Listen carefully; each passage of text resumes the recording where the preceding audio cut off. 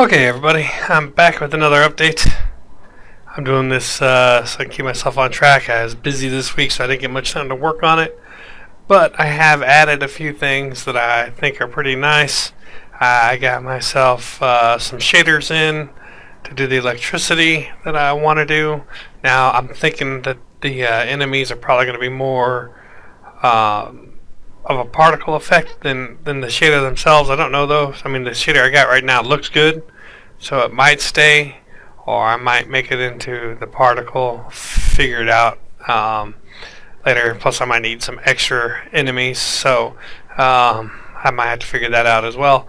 But I did like that. I also got a flipbook shader in there for the line renderer, so that I could actually render an electricity flipbook.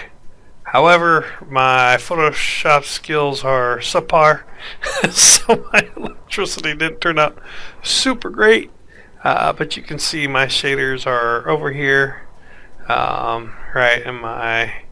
They're poorly named right now because they've undergone some different things. But you can see down here that this is my electricity flipbook shader, so which I think looks fine, and I've hooked up. I've given it the flipbook shader actually has number of frames in the animation, the speed at which you want the animation to run, the texture atlas. You just is the texture that gets applied to the shader or the material actually. So and then a primary color so that you can tint it in any way that you want, including giving it opacity if you need it to have opacity.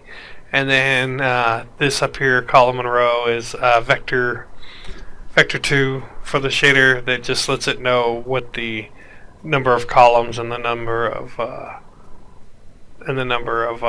rows that are available in that sprite atlas, so that you can customize this to be any shape atlas that you need it to be, and it would just flip through all the animations on that.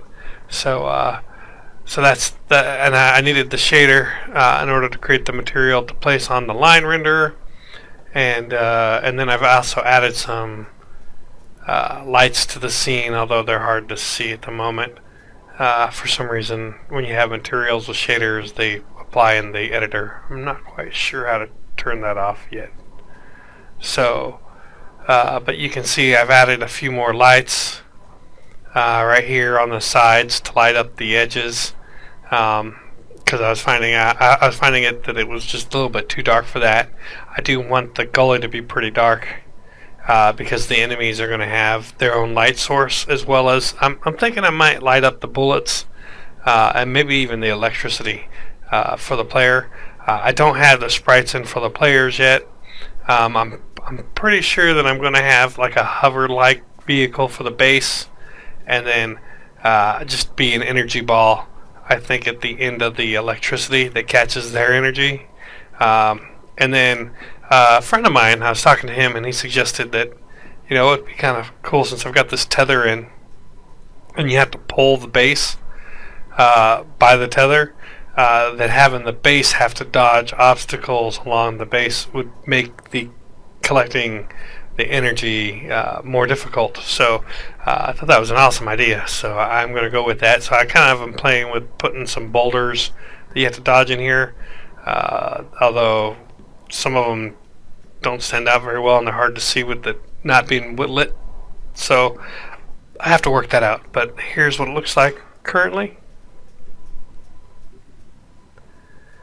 And while the electricity may look like it's off, that's not quite the case. It is actually just because my texture is not so great. There's a boulder, and there's another boulder, but I'm working on that. And you can see the electricity right there. It kind of ends short, but that's just because the texture I'm using actually doesn't go all the way to the edge because of my subpar Photoshop skills. So anyways, I got to work on that. But the flipbook is looking good. And then you can see the enemies have their own light source, and you can see the shader that I got going on there. to make it look like they're electric, which I have to admit, shader actually comes from a guy on YouTube who created some visual effects, and his name is, I think it's I'll have to look it up later, but it's the guy does a lot of visual effect stuff, and this shader is based on having voinoid displacement done like in two different ways. So, but I liked the effect and thought it'd be perfect for what I was doing, for what I wanted for this Tesla theme. So, yes, I implemented it, and it looks really good. The idea is that like this, it looks fine, but the way he has it done, if I use it as a particle effect, I could rotate it and give it different sizes. So it would look a little more erratic and less like it's going around a globe. Although that globe effect is pretty neat. And then you can give it like a flash as well. And then I haven't implemented the C yet though, but changing the intensity of the light so that it kind of like flickers with the electricity might be a cool effect, although also might cause epilepsy. So I don't know yet. I'm going to have to play with that one. But I'm thinking for the moment, I'm liking the way that it's looking. If you guys have any feedback, that'd be awesome. But yeah, that's my current update. You guys take care and have a good night.